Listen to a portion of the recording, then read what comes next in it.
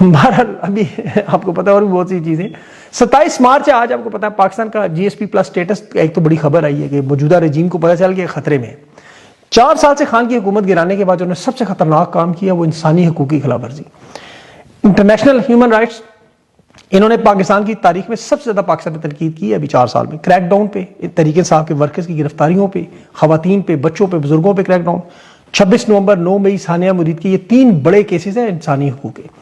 2024 کے الیکشن میں یورپی یونین الیکشن آبزرور نے رپورٹ دی تھی ڈائریکٹ انوالومنٹ کی. پھر ایکٹیوسٹ، پھر انٹرنیشنل NGOs کی آوازیں آ رہی.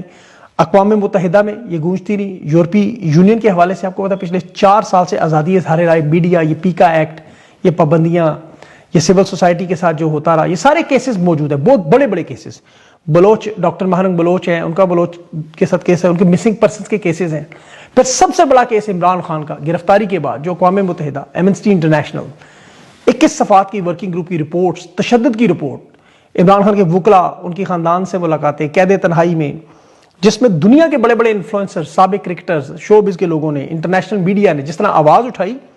لینٹوس کمیشن بنا امریکہ میں، برطانیہ میں، پارلیمنٹ کے اندر، کانگریس، پھر عوام کے اندر. یہ سارا معاملہ اتنا بڑا. برطانوی دیکھیں ہاؤس آف لارڈز میں عمران خان کی صحت اور رہائی پر ابھی دوسری دفعہ آواز اٹھائی. یہ 4 بڑے فورم ہیں: اقوام متحدہ انسانی حقوق کی، یورپی یونین، برطانوی پارلیمنٹ اور ایمنسٹی انٹرنیشنل انسانی حقوق کے گروپ، یہ اور اقوام متحدہ، یہ 5 ہے. بلکہ یہ بار بار یہ معاملہ سامنے آیا، بار بار. تو یورپ یہ GSP+ اسٹیٹس ہے وہ انسانی حقوق سے جڑا ہوا ہے، مانیٹر بھی ہو رہا ہے، ریویو بھی ہو رہا ہے. دیکھیں ابھی تک ہوا اس لیے نہیں کینسل کہ یوکرین میں پاکستان کی آپ کو پتا یورپ کو حمایت چاہیے تھی. روس کے ساتھ جنگ ہے، پاکستان اس میں مدد کی تھی، باجوہ نے آپ کو پتا ہتھیار بھیجے تھے. اب یہ معاملہ لیکن مختلف ہوتا جا رہا ہے کہ انسانی حقوق کی خلاف ورزیاں یہ شاید اسٹیٹس ان کا نہ بچ سکے. یہ اس کا الزام لگانا چاہتے ہیں عمران خان کے بیٹے پہ. قاسم خان کی جیسے اس کی تقریر تھی، حالانکہ اس میں GSP+ اسٹیٹس کا ذکر ہی نہیں تھا. انگریزی میں تقریر کا سب سے بڑا مسئلہ یہ ہے، انہیں اردو میں کرنی چاہیے یا اردو میں ٹائٹل ضرور ڈالا کریں تاکہ انہیں سمجھ تو آئے. اب GSP+ اسٹیٹس فارغ ہو سکتا ہے. ابھی انہوں نے عمران خان کا کیس اسی لیے 31 مارچ کو القادر ٹرسٹ لگایا. اب یہاں واردات دیکھیں کہ چیف جسٹس نے جو عمران خان کے کیسز کے دوران یورپ کے وفد آیا تھا اس وقت بھی اپیل کی ہوئی تھی. آج عمران خان کے کیسز پر وکالت ناموں پر دستخط ہونے تھے، جیل انتظامیہ نہیں مانی. وہ ان کے وکیل گئے، وہاں وکالت نامے پر دستخط نہیں کرنے دیے. اب یہ سپریم کورٹ کی بات بھی اگر جیل سپرنٹینڈنٹ نہیں مانتا تو پھر یہ اقوام متحدہ نہ جائے تو کہاں جائے. اب موجودہ فارم 47 کی حکومت کے حالات آپ کو پتا ہے کہ لوگ اس قدر نفرت کرتے ہیں. یہ نسیم شاہ ایک کرکٹر مریم نواز کے حوالے سے ٹویٹ کی کہ برطانیہ کی بلکہ اس کے اعزاز میں لوگ کیوں کھڑے. وہ آج اتنا پاپولر ہو چکا ہے، شاید اتنا کرکٹ میں نہیں ہوا. اس پر پتہ نہیں کتنا دباؤ ڈالا، اس کا اکاؤنٹ میرا ہیک ہوگا، اس بیچارے نے کہا. لیکن چلے وہ اپنا کام کر گیا، ٹویٹ ڈیلیٹ اس کی ہوئی. لیکن وہ پذیرائی اتنی کہ 1 ملین لوگوں نے دیکھا گھنٹوں کے اندر. ایک طرف شاہد افریدی ساری زندگی، ایک طرف اس کی ایک ٹویٹ ٹرینڈنگ میں. اتنی شہرت سے پورے کیریئر میں نہیں ملی نسیم شاہ کو. لوگ کہہ رہے ہیں PSL میں اگر اس کو کاٹا تو ہم سپانسرز کا بائیکاٹ کریں گے. اب یہ چیز پاکستان کی قوم دیکھیں. اب اس وقت ہمارے سامنے آج 27 مارچ میں جو لیڈر سامنے آئے تحریک انصاف، دیکھیں ہمیں سوچنا ہوگا، عوام بھی یہی ہے، تحریک انصاف کی لیڈرشپ یہی ہے، انہیں پر ہی دباؤ بڑھانا ہوتا ہے ہمارا مقصد. امن فورس کی ممبرشپ تحریک کی بلکہ عوام اسے لبیک کہتی نکل آئی ہے. پروگرام پورا جلسے میں بن گیا. جس بات کا ثبوت ہے کہ لوگ انتظار میں ہیں کہ خدا را لیڈرشپ نکلے، اور آج وہ نکلے ہیں. عمران خان سے تو دیکھیں جو محبت ہے، جو نظریہ ہے خان کا، اسی وجہ سے کبھی کبھی آپ تھوڑے تھوڑے مایوس بھی نظر آتے ہیں. اور اس کا آپ کو الزام نہیں دینا چاہیے. جو پچھلے 4 سال میں جو عدم استحکام، جو سیاسی ماحول کے نام پہ گرفتاریاں، مقدمات، مار پیٹ، اغوا، قتل تک کیے گئے، یہ تحریک انصاف کی قیادت کا رویہ بھی سمجھ میں آتا ہے. کبھی کبھی ان کے ووٹر، سپورٹرز، ورکرز، عوام اور لیڈرشپ کا جو گیپ ہے وہ بھی سمجھ میں آتا ہے.